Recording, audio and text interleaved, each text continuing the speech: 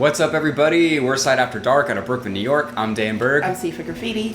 Check out our music and check out us reacting to Yours Is No Disgrace by Yes. This was suggested by our patron Steve Dotwood, so shout out to you, Steve. Big shout out to all of our patrons on Patreon. They suggest all of the reactions that we do. You can go over there, get involved in our content decisions, and help to make these videos possible for as little as $1 a month.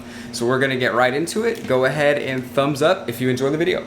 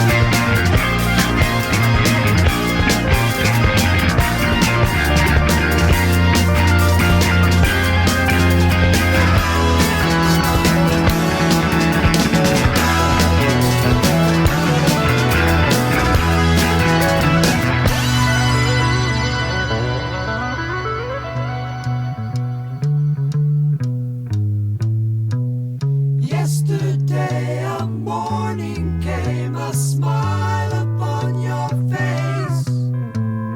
Caesar's palace, morning glory, silly human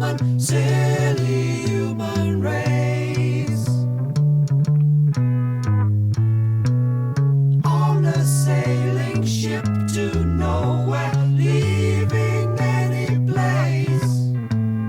If the summer changed to winter, yours is no disgrace. Yours is no disgrace. Yours is no disgrace.